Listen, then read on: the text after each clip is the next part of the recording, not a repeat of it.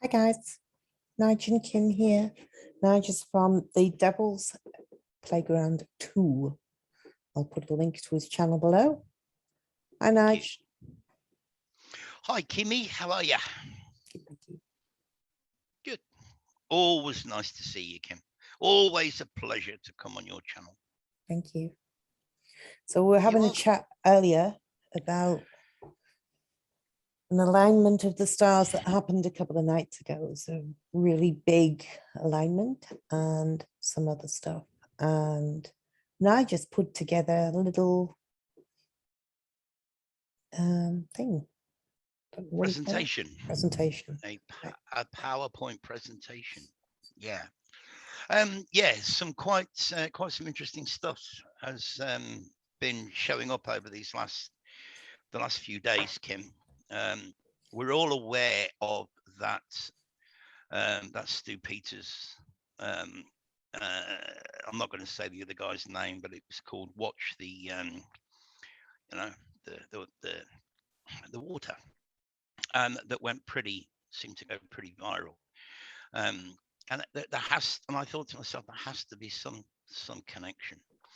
And then we see that picture the other day of the Queen with the two white horses. And I'm okay. It's all beginning to come together. So, okay, if I share my screen. Yes. Do you need me to do anything? No. Just make sure you're ready. Okay. All right. So I've called this Neptune, horses, and well, you can read that. So let's get the giggle bits out of the way first. Then we made the brain chip guy their new hero. People should be totally aware of what that's going on. But I love this one. When your guides ask how your incarnation on Earth is going, I just love it, Kim. I think it's awesome. Rocky. The screen didn't change. You were out of sync with your screen. No, what are you seeing? That one? The brain chip guy or that one? I just saw that one now. It just came up now. Right, the guides. Yeah. Yeah. Okay. I just love it. I don't know where I got it from, but I love it. I go forward one. Because you're talking about what's his name? I can't remember his name. Rocky. That's the next one. I can't see that one on my screen. Oh, really? No. Oh, gold. Hang on. Something's not right. Sorry. Just talk amongst yourselves for a minute. Let's try again. It does this sometimes, Kim. I don't know why. Right. Have you got it now? It's hasn't come up yet. Waiting. Yeah, nothing. It just said, oh, there you go. There he is. Yeah. Okay. Yeah. All right. Just a bit slow. All right. So we started with the brain chip guy. Okay. Now this is one of the photos that you sent me, Kim. So do you want to tell everyone what it is? This is an alignment that happened on the 24th. And it was 5 planets and the moon all aligning up. Now the 5th planet. Your neighbor took that, didn't he? No, it came up. It was locally taken. I don't know who took it. Okay. It just came up on a local Facebook page. Oh, okay. And some of the photographs had the jetty in it, so you knew it was local because it was our jetty. Oh, right. Okay. But the 5 planets were, remember now, I sent you an email about it. Jupiter, Neptune, Venus, Mars, and Neptune's not visible, is it? No. They said that you would need a much more powerful telescope to see Neptune, but Neptune was in it. We just couldn't see it. So what we could see was, I think, Saturn, Mars, Jupiter, and Neptune. Venus. Oh, Venus and the moon. Now, one of the things I wanted to say about this was that I mentioned this a couple of times, but Six Sun News did a video the other day about Aquarius and the song Aquarius and the song Aquarius and about us entering into Aquarius, the time of Aquarius. Oh, you mean this is the dawning of the age of Aquarius? That yeah, one. Yeah. Yeah. So Yeah. the moon's in the 7th house at the moment. That's where it's in Libra, and that's the 7th house. So it starts with the moon is in the 7th house, Jupiter aligns with Mars. So that would be the alignment of Jupiter and Mars. And it says, then peace will guide the planets and love will steer the stars. And this is the dawning of the age of Aquarius. Harmony and understanding, sympathy and trust abounding. No more falsehoods or derisions. Golden living dreams of visions, mystal, crystal revelation, and the mind's true liberation. And then it just kind of repeats on and on. But well, let's hope they're right. Let's hope they're correct. So, that would be very nice if that was the case. I mean, the moon's a little bit off, but you know, it's the four visible ones are certainly appear to be in a straight line. And the other thing with that is that, I mean, I'm in Brisbane, so if you went, I don't know, 70 kilometers to the north, would the moon look more in alignment? I don't know. Well, possibly, yeah. You could be looking at it from a different angle. I mean, I just don't understand all that stuff. It's like these time, you know, if you drove from Brisbane to Perth, Perth's 2 hours behind you. So when you get halfway, would you be an hour behind Perth? Sorry, an hour behind Brisbane and an hour in front of Perth. It just doesn't make sense. None of it makes sense to me. No. None of it. Yeah. But when I was putting this together, I found this little gem, which I thought was really good. Don't have to do anything to be initiated. Yeah. Now, what I want to, it seems like I'm going off on a tangent here, and I kind of am, but I'm not. When the first seal reveals the white horse in Revelation 6:2, it symbolizes that peace will exist initially upon the earth during the first part of the tribulation period. Well, for those that don't know, Kim, tribulation period apparently started on September the 23rd, 2017, with the that revelation sign with the stars and the moon at her feet and that kind of thing. People will be aware of that. Corresponds with the first 3.5 years of the 7-year tribulation. Well, according to what I've researched, the 7-year tribulation began September 23rd, 2017, and will run until September 23rd, 2025. But the interesting thing is that if you take September 23rd, 2017, and you add 3.5 years, it kind of knocks on the door of March the 6th, 2020. And that is 5 days before the nonsense was announced in the US. I mean, you couldn't be closer if you tried. But the other horses symbolize war, famine, death, the martyred saints, and the final events of the tribulation. But this is a con that peace will exist initially upon the earth, right, as we will show. So these are the depictions of the 4 horsemen of the apocalypse. The first one, pestilence. You know, guys, you can't make this up. What's pestilence? Plague. You know, what's the nonsense called? Then we have war, which is what's allegedly going on now. But yeah, whatever. And then we have famine. And we've all heard of the food plants that have been burning down and so on and so forth. And then we have death. And there they are, the 4 horsemen of the apocalypse: pestilence, war, famine, and death. Death here represented by the white horse. Now, we're all familiar with her and her horses. But this is the one that's been hitting the news and making the rounds a few days ago. She's wearing black. Black symbolizes death, and she has 2 white horses. That was her 96th birthday. That was the photograph. Allegedly. I Yeah. watched a couple of videos that kind of demonstrate that it's actually photoshopped. But she's got 2 white horses representing death. What's the tree? What's the tree behind as well? Is that a lily? Don't know. Hmm. Looks like it. And there's a lot of evidence pointing to the fact that her death will be announced on May the 20th. Keep your eyes and ears open for that. Now, the connection, I said I was going off on a bit of a tangent here. Well, now it's all going to come together, Kim. This is kind of make your mind up.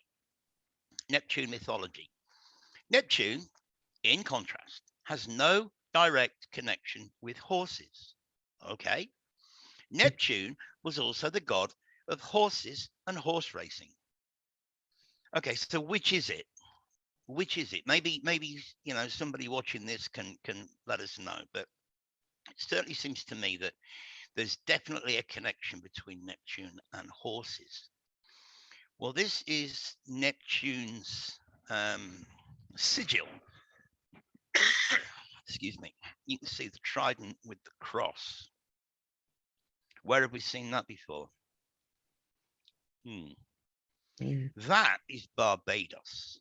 That is the flag of Barbados. Just happens to be the same colors pretty much as this one. And did you know, Kim, that Barbados is famous for horse racing? I didn't know. 15 things. This is from the site, said things Barbados is known for. Right, and they list 15, and number 14 is horse racing. Look at the colors. Look at the colors again. The yellow and blue, yellow, blue, blue, yellow. You know. So what about the trident? The trident is a symbol of the ancient Sumerian deities and was inherited by Enki. This is indicative of a trinity, the trident trinity of Asherah, Anu, and his son Enki.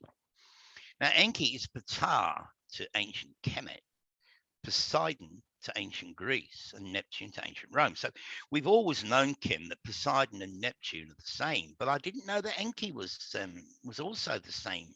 No, I didn't know that either. God figure. No, I didn't. Now, we know Neptune is also a quote-unquote planet, of course, and the symbol or glyph for the planet Neptune is a specific stylized trident that has an upside-down cross at its center. Didn't you mention that that particular symbol was something to do with the Ukraine too? Isn't that? Yeah, it is. Yeah, it is. That's a Ukraine. That's the Ukraine flag. Right. That's the Barbados flag. Right. Yeah, they both got the trident on them. Okay. Yeah. Okay. Yeah. Now, this on the left is the one of the Twin Towers. You can clearly see these tridents. And on the right, we have the Pentagon. Well, what's the Pentagon got to do with it? Well, let's have a look. Did you know? Well, everybody's probably heard of Saturnalia, but I've never heard of Neptunalia until I researched it today.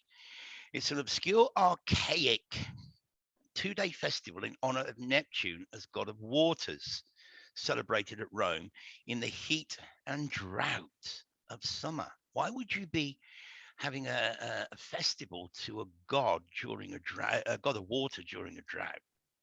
It was one of the dies comitiales, that's Latin, when committees of citizens would vote on civil or criminal matters. Okay. The pentagram and pentagon are symbols of Venus, which is Asherah. I've spelt it wrong in the title. Asherah, she who treads on the sea, is her moniker. Neptune and Asherah are associated with the sea. In Roman mythology, Venus, the goddess, is said to have emerged from a seashell. This is Asherah. So this is the connection to the pentagon, okay, and the twin tower. Now they were both, well, we know what happened 21 years ago, but they both featured very, very strongly Yes. In that ritual, Yeah. which is clearly referring to Neptune and Asherah, both associated with the sea. Now, you know, I just did a search. I wanted to just put a I was looking for something to do with that that viral video, and this popped up, and I thought, well, this is an even better one, because when you look at what he's doing, he's clearly drawing attention to water, right? And this is all to do with water. Everything that's going on right now is all to do with water and Neptune and horses. Neptune being the god of horses, according to this one. So we talked earlier about the horses, the 4 horses, the apocalypse, and the colors of those horses. So yeah, the white horse is death. Yeah. The white horse is death. So you've got pestilence, you've got war, it's on fire, you've got famine, and you've got death. So clearly they're telling us, I mean, not only do you have the black and white checkerboard symbolism in here that we kind of spoke about with Anne-Marie the other day, with we talked about the name beginning with M. Yeah. So I think what they're doing here is they're telling us that she's gone, basically. I mean, I think she went a long time ago. I think she probably died last year, but I think what they're telling us in this, that she's gone. You've got the water connection with Neptune. You've got watch the water. You've got the white horses, with Neptune being the god of horses as well as being the god of water. It's all connected. But sadly, a lot of people are missing it. Now, this is a screenshot, Kim, that you sent me from Genesis, Land of Confusion. And there you've got Reagan laying in water with the little ducky floating across him. Now, a lot of people have asked, what is the symbolism with being underwater? You know, we all live in a yellow submarine.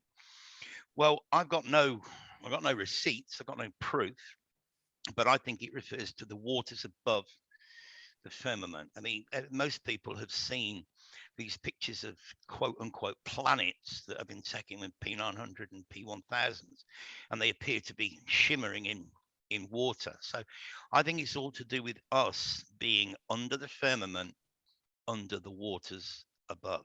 That's just my take on it. I don't know what you think, Kim. Yeah. Well, I kind of like I don't know what you think. went on to talk about the ship words, so like relationship, workmanship, friendship, all those ship words. I mean, our whole language and the fact that we're lost at sea, our whole loads and loads of references to water, even money, you know, cash flow. And well, we were talking with Anne-Marie about the M word, weren't we? And then, you know, it's Mastema, M-A-S-T-E-M-A. What does a ship have? Masts. You know, what's a master? A master builder, a master craftsman. You know, a boy in the West, before he becomes 18 or 21 or whatever it is, and becomes a mister. You're a master. Yeah. But even the word boy, even I don't think they call them boys in the States. I think they've got another name for them, haven't they? They call them a buoy. A buoy. In the States. Right. Yeah, it's spelt the same, B-U-O-Y. It's spelt the same, but we in British English we pronounce it as boy. Right. Americans pronounce it as buoy. Yeah. But it's the same thing. And then, you know, you have a girl is a miss until she gets married, But a boy is a master until he comes of age, and then he's a Mr. Smith instead of Master Smith. Mm-hmm. Right. So again, you've got the mast connection, the ship connection. It's all the whole thing is insanely connected. Well, I never really understood the reference about the water until you pointed it out earlier, which was I couldn't see how we were all living in the yellow submarine, or I couldn't see how we were all living in the water, or why a lot of these songs and things depict that, or whether, you know, like a lot of the words depict that. But you saying, I think it's to do with the waters above. I mean, as I say, there are plenty of videos on YouTube and BitChute showing, you know, a luminary, let's call it Mars or Venus or whatever, luminary that's been filmed using a P900. And it shimmers. It's shimmering. I know. It's like it's shimmering in water. I know. Yeah. So it's mind blowing. The water's above. So we're all underwater, even though we don't realize we're underwater, because, you know, in reality we're not. But in the bigger reality, we are. You know, crazy. Okay. So, so anything else? Nothing else that I can think of right now. I think might cut it off right there. If we can think of something else later to add to that, we'll refire it up. But right now, I'm going to cut it off. All right. Well, great to be here with you. Thank you very much for that. You're welcome. Really interesting stuff. Okay. And I'll catch you later. See ya. All right. Cheers. Bye.